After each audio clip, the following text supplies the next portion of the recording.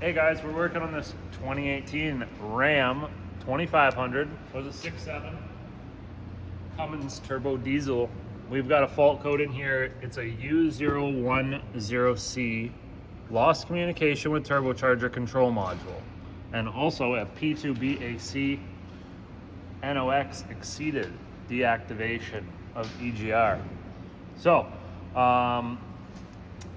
we're gonna lift this thing up. I'm gonna show you the turbocharger actuators attached to the side of the turbo. We're gonna get this up, get some lights on, and we'll go over everything. Okay, so right in here on the passenger side, in behind the wheel liner, you'll see that we have the turbocharger actuator. That's this big aluminum block here with a 4-pin connector. This actuator here, it's a pretty simple wiring setup. So these 4 wires all go to the PCM, located on the driver's side of the engine block is where it's mounted. There's 2 big connectors, and when you're standing there in the driver's wheel while looking at the 2 connectors, the one on the left-hand side is connector C1, and all of the wires from that go to that connector, to C1. So starting at the top, we've got this orange wire. That's gonna be our 12-volt in. And then moving down, we've got a white with a green tracer. That's going to be our communication line high. Then we've got a white with a light blue.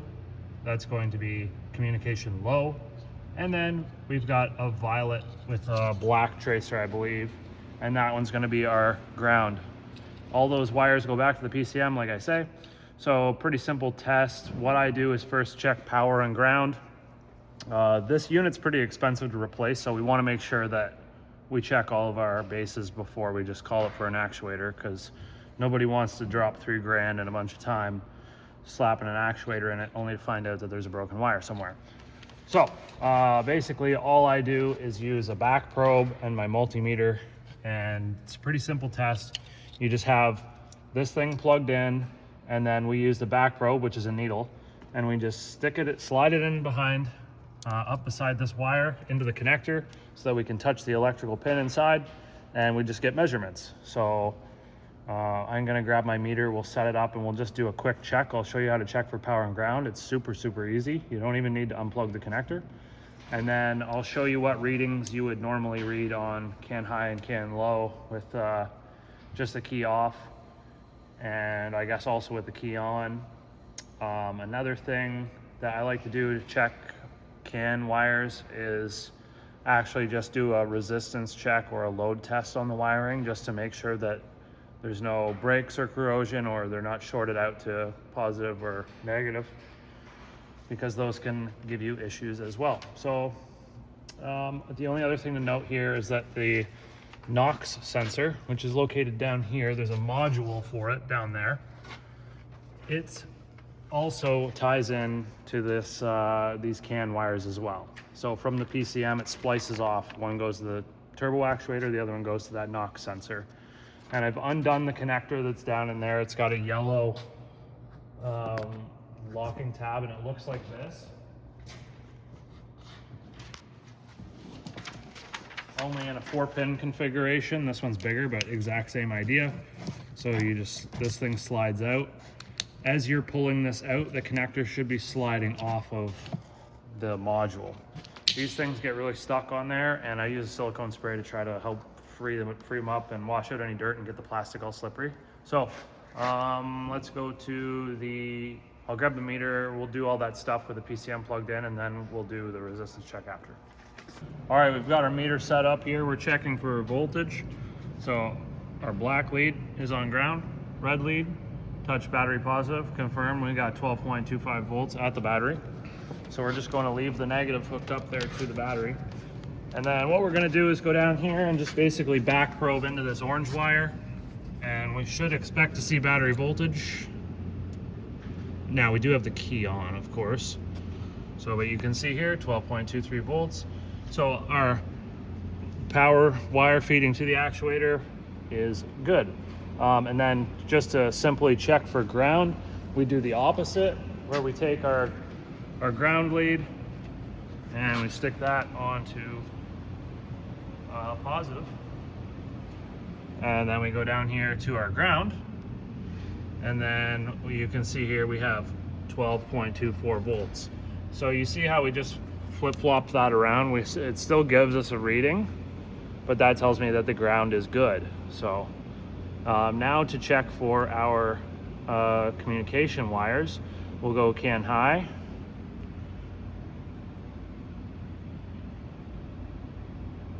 Sorry, I gotta put this on ground.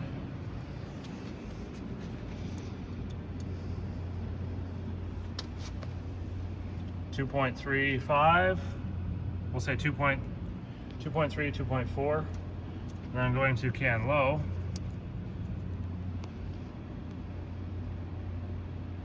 .5. So now I'm going to do key off. You may find the readings to be a little bit different, but sorry, I'm just not getting very good connection in there. But anyhow, the next thing we could do, we just basically key off, we'll go unplug the PCM, and then we can just literally jump from this connector and check the wiring harness from the PCM to this connector and make sure that we have no breaks in the wire and no shorts as well.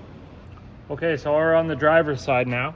You can see this left side connector on the PCM is secured with two 8mm bolts. That is considered connector C1. And then the connector that's adjacent to it is going to be connector C2. None of our wires are in connector C2, so forget about that. Let's get these two 8mm bolts out. All right, so these connectors, they have a little square tab that's in the center that you need to press in order to release the gray handle downwards.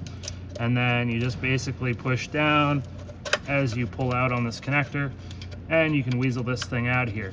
Now there's not a whole lot of room with the wiring harness, so you can really only bring it up to about here and then rotate it. And this is a 96 pin connector, so there's quite a few pins. The connections that you're going to be looking for are going to be pin 69 and 93, I believe. Let me go grab my paper. Okay, yeah, so it was pin 69 is going to be CAN high, and pin 93 is going to be CAN low. If you look at the face of the connector, where the blue is, it'll actually show you in the corners, they'll have the numbers stamped on the connector. So up in this corner, it's going to start with pin number 1. It works its way down to pin 24, I believe. Then it jumps back over to this side, 48 up to, or sorry, 25 all the way to 48, and so on and so forth. So you just find pin 69, which goes to CAN high, and that's going to be our white and dark green. And then you would just put a test lead into that pin and go over to the other side, and we just wire a meter in series. So I actually have just a small pin. This is from a PCM. I cut a bunch of pins off of it and soldered them onto some wires as test pins, because these pins, they're a very small pin, and you don't want to just stab something in there like a paper clip and spread the terminals inside the connector. Otherwise you're going to have connectivity problems, and you're going to induce issues into your electrical wiring, and it's not going to be good. You're going to be chasing yourself around in circles trying to figure things out. It's not going to be good. So let's get this plugged in here. Let's go I guess pin 63, 69.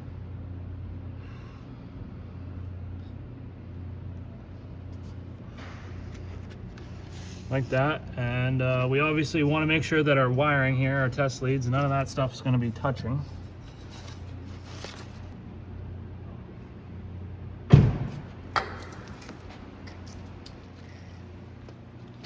All right, we're just going to hook these up now. Like that. And then to get this connector off of here, we've got this gray locking tab, so we need to just sort of pop that out like so. And that also acts as our release as well, so we need to push down on that while we pull out on this connector like so. These things get really stuck on there, so I actually use this stuff. It's called silicone spray, and it's sort of a greaseless lubricant, they say, but it makes the plastic slippery, and it also washes dirt out. It's very good for connectors. So we pull this thing out. Now we need to isolate this other Knox connector or Knox sensor, sorry, from the circuit. We need to isolate all the wiring. So I've already gone and unplugged it, but you would need to unplug that in order to get an accurate reading. Then we would just turn our meter to our resistance measurement, our ohms. And then we take this here, and we should be able to stick that in there. And you can see we're getting a stable reading of about 0.4 ohms, which is fantastic. Okay, so then basically to do the other one, we would just move our pin from the PCM connector over to pin 93.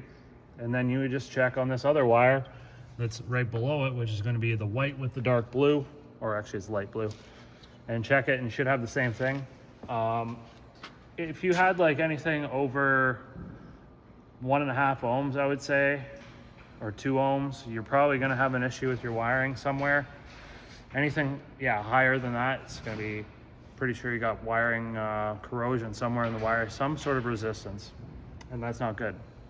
Another thing that we can check for is short to ground. So right now we are tapped into that wire that goes from here all the way over to the PCM.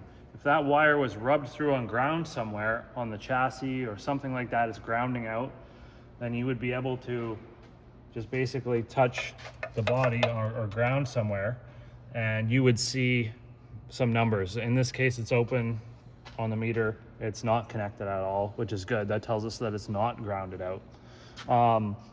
And we can do the same thing with our other pins for the purple, which is our ground, and the orange, which is our power. So we can just touch those and make sure that the wiring in there is not shorted together at all. So I've done that on both can high and can low, and just check to make sure that none of the wires are shorted together, which they're not. And that pretty much confirms that our actuator is no bueno. These actuators are very common to go, so I'm not surprised that it needed that. I just kind of wanted to go do a quick run-through video for that fault code on sort of how to just check some wiring and just make sure that it's not a wiring problem. Not that you see a lot of wiring issues on these, but like I say, for $3,000, you kind of want to check that stuff before you just put an actuator on it. So anyhow, I don't know if I have any more information to tell you as far as that fault code and how to check wiring and stuff like that. I guess when you cycle the key on and off, this actuator should do like a sweep, if I'm correct. I could be wrong. I'll have to check that and let you know. But we are getting an actuator for this thing, and we may do a replacement video for that because they're a pretty common thing to go bad. So if you have any questions, throw them in the comments. Hopefully the video helped. And don't forget to like and subscribe. We'll see you in the next one.